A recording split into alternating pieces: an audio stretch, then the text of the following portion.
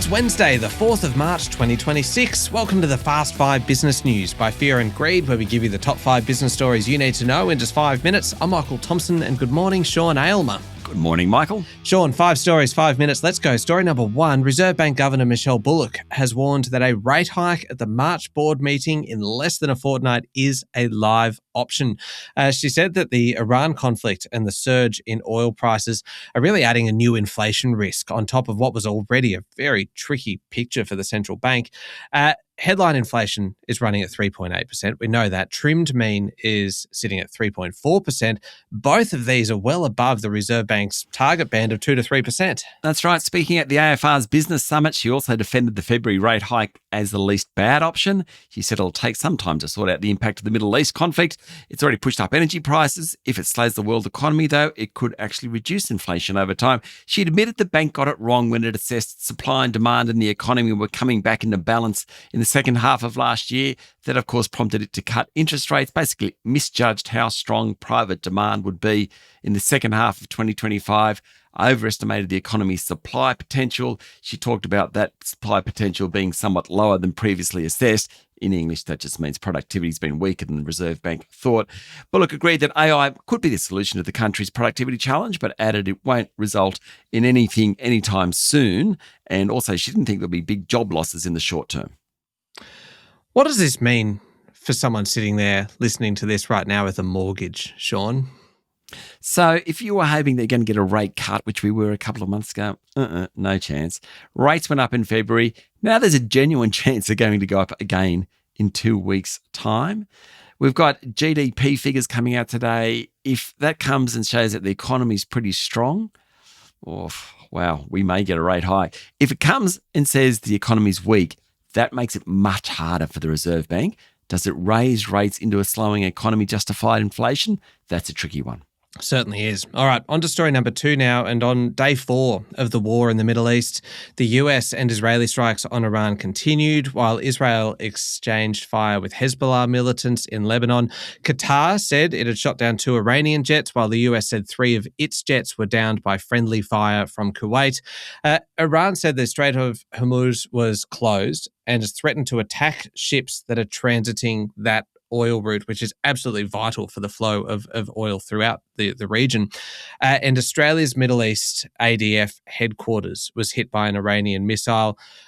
Fortunately, Defence Minister Richard has confirmed that all personnel are safe. That's right. The US Central Command said its forces have destroyed Islamic Revolutionary Guard Corps command and control facilities. Washington urged its citizens to immediately depart 15 countries in the region. Of course, that's much easier said than done with limited commercial flights in and out at the moment.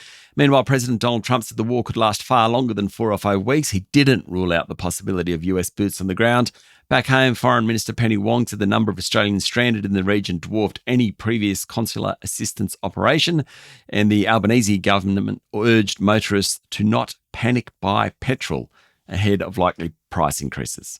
Story number 3, there's been severe flooding, Sean, across southeastern Australia after what's been described as a once-in-a-generation rain event. A slow-moving low has been dumping rain across South Australia, Western Victoria and Western New South Wales since the weekend. Some areas actually copped more than 150 mils overnight. Flash flood warnings remain active across multiple states. You've got rivers rising. Communities are isolated. This really is a crisis. Yeah, it is a crisis. If we bring it back to the economic effect, insurance premiums, they're going to rise. In fact, new data from Finity this week shows home insurance premiums have risen 51% in 5 years already. The average premium has gone from just under $2,000 to nearly $3,000. In high-risk flood zones, much, much worse. For example, there was one Brisbane homeowner quoted $70,000 a year for insurance. Crazy. The drivers are catastrophic losses, or catastrophe losses, which are catastrophic, construction cost inflation, and insurers repricing risk. For people in these flood-affected areas right now, this is just a nightmare playing out in real time. Yeah, indeed. Story number 4, a bit of a change of pace with this one. Sean, Apple has released a new affordable iPhone priced at just under $1,000. It's really pushing to keep its market share from its key rivals Samsung and Google, but the launch does come just after Google launched its own low-cost offering as well. The new iPhone 17e has double most entry-level phones' capacity at 256 gigabytes, also integrates Apple's satellite features, so emergency SOS, roadside assistance, Find Me. We love that one. You love that one, Michael. Yep. It runs on the latest generation A19 chip and hits shelves next week. This week, tomorrow in fact, Google's affordable 10A Pixel phone is available. Starting price $849, runs on Google's custom-built Tensor G4 chip, providing full access to Gemini, the AI assistant. Looks like Google's competing on software. According to StatCounter, Apple's got 61% of the local market, Samsung 25%, Google just 4%.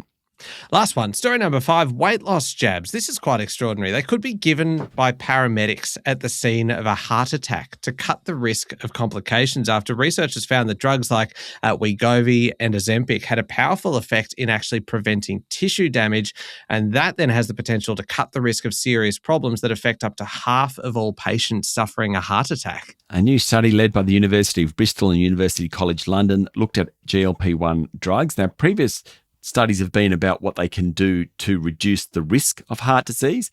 This one, researchers looked at how the drugs could help to reverse blockages caused by cells, which constrict blood vessels at the onset of a heart attack and reduce blood flow. So it's actually not before, but during or immediately after the heart attack. In nearly half of all heart attack patients, tiny blood vessels within the heart muscle remain narrowed even after the main artery is cleared. The study found that GLP-1 drugs may prevent this. Quite a breakthrough. Yeah, it really is. All right, there we go. The top 5 business stories in 5 minutes. Thank you very much, Sean. Thank you, Michael. It's Wednesday, the 4th of March, 2026. And please remember to hit follow on the podcast, especially if you're listening through Spotify and the Your Daily Drive playlist. That playlist is going to disappear in the next couple of weeks. So you must hit follow on this podcast so that you can find us and listen to us in the future. I'm Michael Thompson, and that was the Fast 5 Business News by Fear and Greed. Have a great day.